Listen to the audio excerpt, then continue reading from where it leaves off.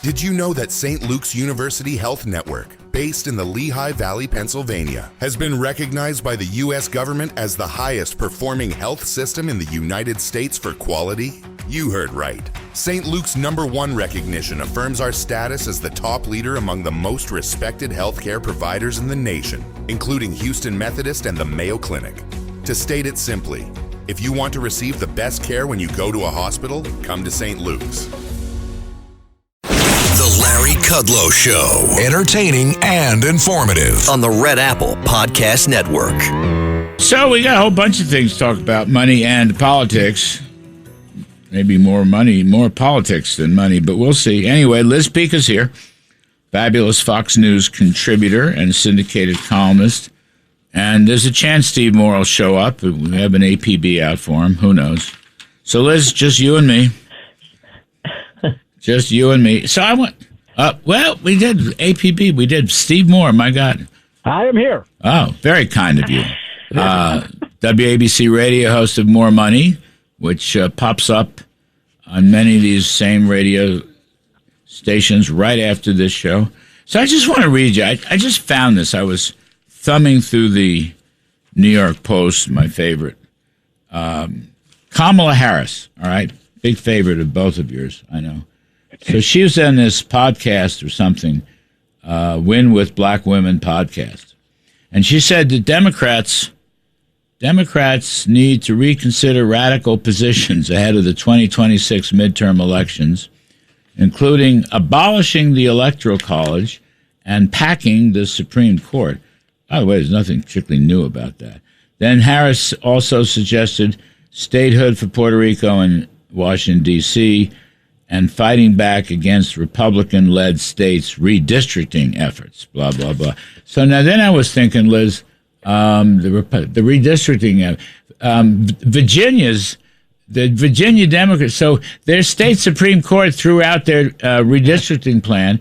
So then the Virginia Democrats, it wasn't good enough, so they took it to the Supreme Court, and the Supreme Court threw out their redistricting plan, or they threw out the appeal on the redistricting plan.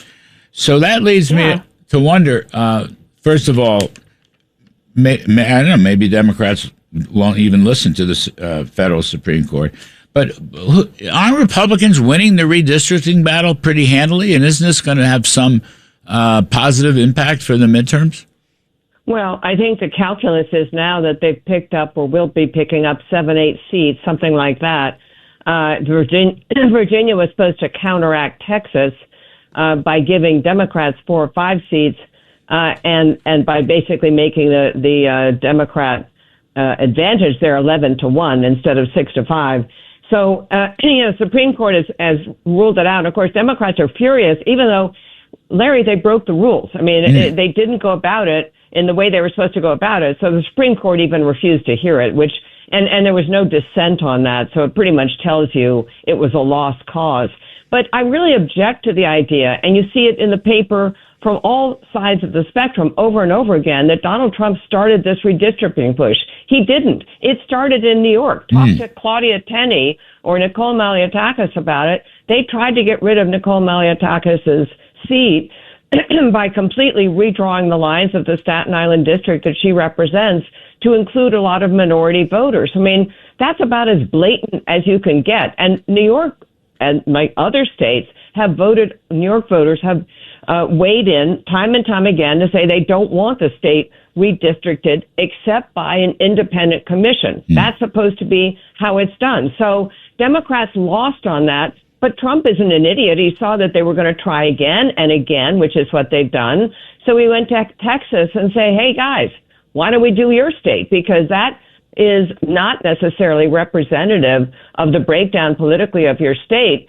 And it worked. I mean, they went through the process legally the way it's meant to be done, and they work. So now you have this extra element of various aspects of the Voting Rights Act being tossed overboard by the Supreme Court, and I think rightly so, as the head of the court, John Roberts, has said, if you want to end discrimination, end discrimination. Right. And that's what they have done. That's the key point. Now you have 3 or 4 more seats in Louisiana and various other southern states, which are going to come to the Republicans, presumably. Yeah. So anyway, I don't think Democrats have much to squawk about, but squawk they will. John Yoo, lawyer from UCal Berkeley, of all places, but he's great conservative law professor. He's just said, talking about John Roberts and the Supremes, their goal is to basically take race out of all this, everything, redistricting, affirmative action, colleges and universities. That's the originalist position, or it should be the originalist, the constitutionalist position. Just take race out, which I think is a great goal. Now, Steve Moore, if you're still with us, I'm here. I just want a word on Kamala Harris. All right, Kamala Harris. She's back. She thinks she's running for president.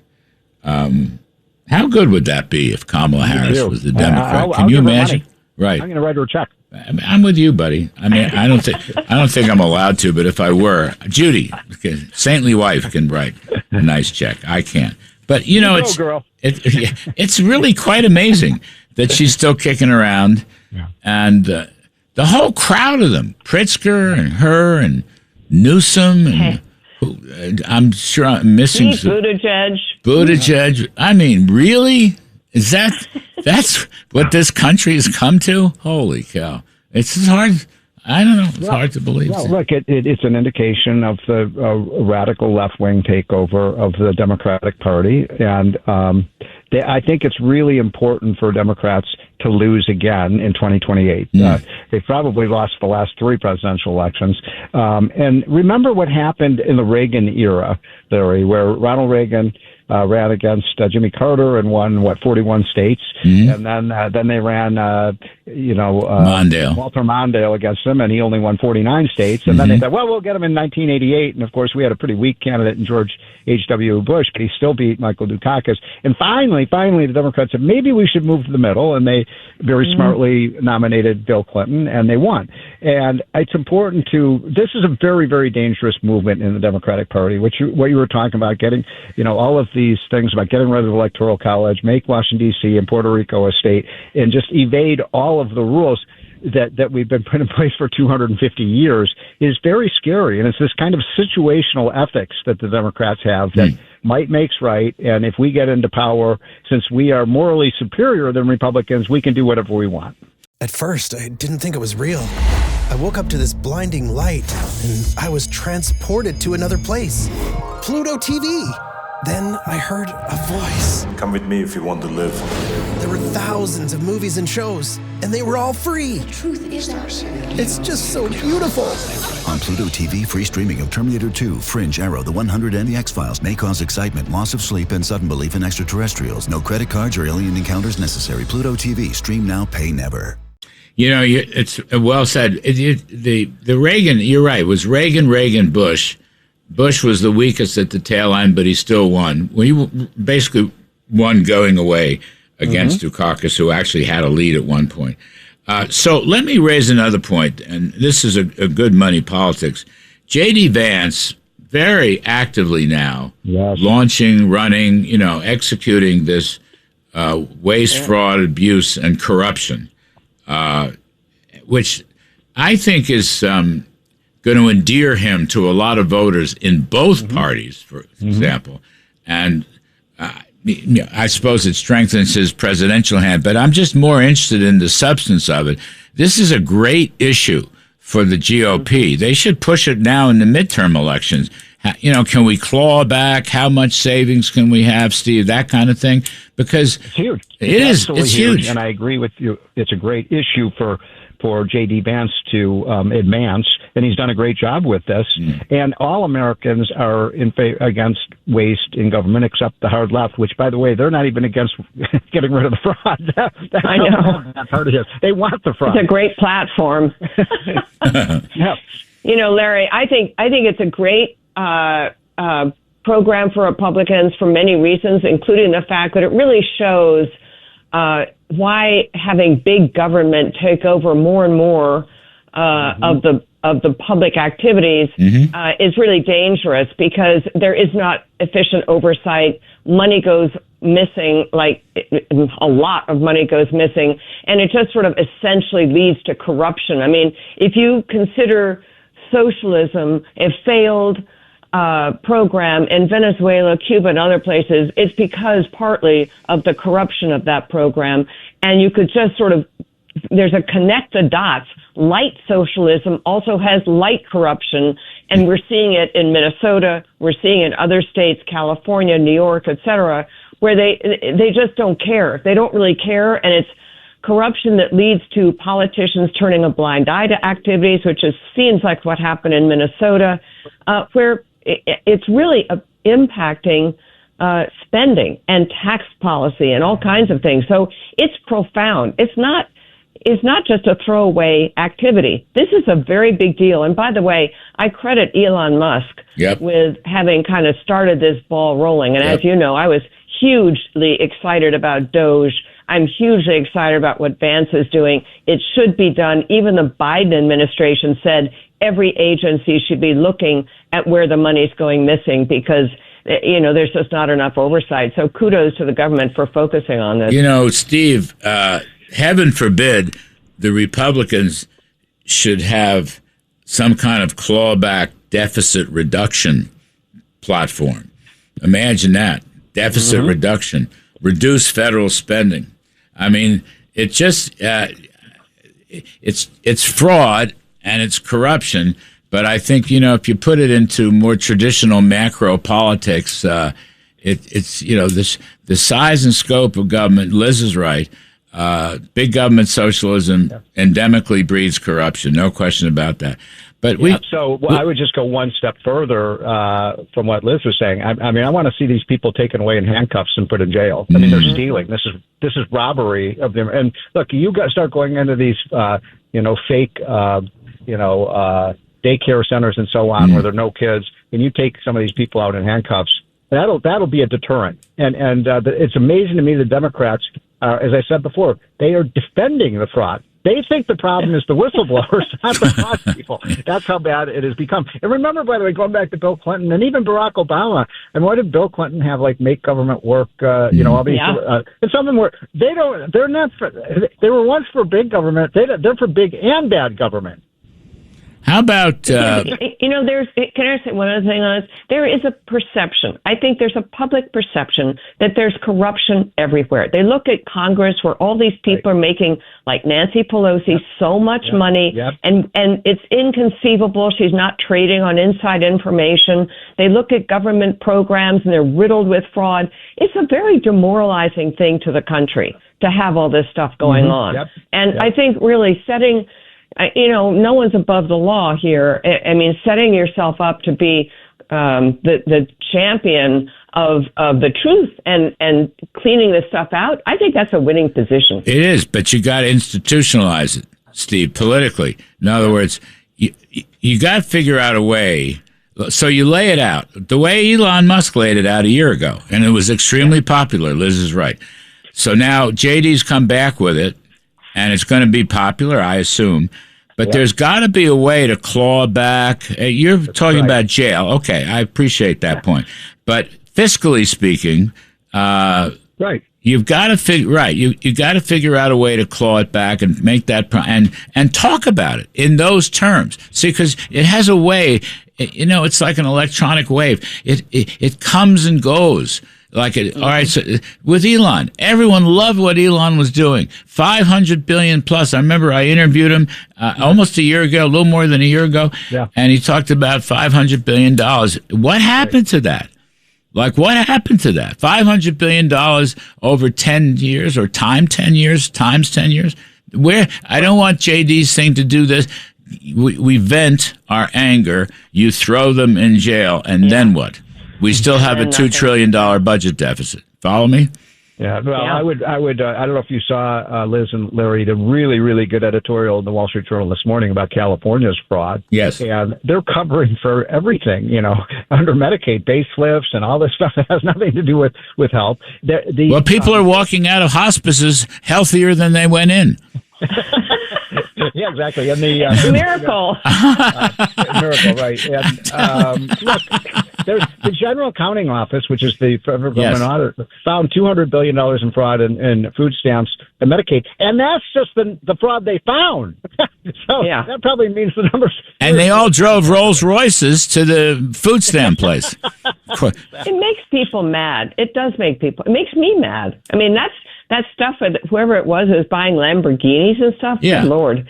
But they set this stuff up in New York State. We've all heard the ads for the last many years about if you know someone who needs care, you can sign up to take care of them. Right. Well, it could be anybody. I mean, I think the standards are so ridiculously lax that is just in and of itself an invitation to fraud. All right. Well, if you know someone that needs a Bentley, please dial in right here.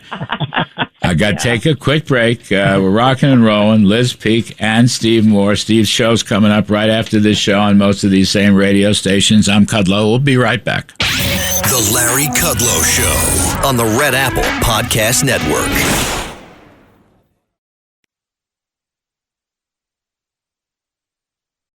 So good, so good, so good. Everything you want for summer is at Nordstrom Rack stores now, and up to 60% off. Stock up and save on the brands you love like Vince, Sam Edelman, Frame, and Free People. Join the Nordy Club to unlock exclusive discounts, shop new arrivals first, and more. Plus, buy online and pick up at your favorite Rack store for free. Great brands, great prices. That's why you rack. Ready to soundtrack your summer? With Red Bull Summer All Day Play, you choose a playlist that fits your summer vibe the best. Are you a festival fanatic, a deep end DJ, a road dog, or a trail mixer? Just add a song to your chosen playlist and put your summer on track. Red Bull Summer All Day Play. Red Bull gives you wings. Visit redbull.com/brightsummer ahead to learn more. See you this summer. The Larry Kudlow Show. Entertaining and informative on the Red Apple Podcast Network.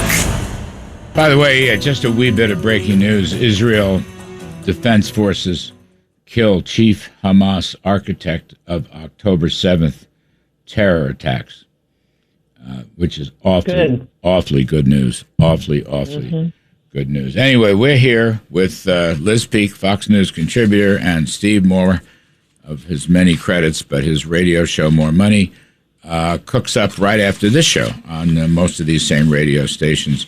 So we were talking about Kamala Harris and others, and then we got to J.D. Vance's good work on fraud. Steve Moore, what's the deal with Ron DeSantis? You think is he going to run for president too, or is he going to go into the cabinet? I don't know where. What's happening with him? Nope.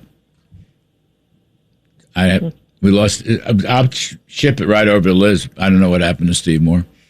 So here's what I'm actually in Florida right now, and I have been down here several times this spring, kind of canvassing people who know Ron DeSantis very well and who backed him pretty aggressively in the last primary cycle, whatever that was. They like him. Think he's an extraordinary governor. They think his political skills are not up to the test and that he will never be nominated for the presidency. Mm-hmm. You know, I mean, I think that's probably right, Larry. They all know he can't work a room. He doesn't remember donors' names. I mean, it's stupid stuff, but it matters. Yeah, that exactly jives with stuff that I've heard and actually experienced. I know, for example, a very big donor, whom you also know will remain nameless, but you know that person too. Anyway, I think they donated, it was either $50,000 or $100,000, but could never get a call back, and tried many times to get a call back and talk to him about some issues. You know, Kellyanne Conway said this during the Republican primary season in 2023 and early 2024 before Mr. Trump Got it. But he doesn't. You're right. He doesn't know how to work a room. He never argued the economic stuff, Liz. Remember the Wall Street Journal editorial? The 14.8 is different than 0. City and state in New York, 14.8% tax. City and state in Miami, 0. And that was also, it was a great editorial the Journal wrote. How Florida GDP is faster than New York, and Florida has more population and half the size of the budget. He didn't, he had stuff to brag about on the economy, but DeSantis never seemed to. He got all hung up with Walt Disney and, but I'll just say social issues in general, never the economy.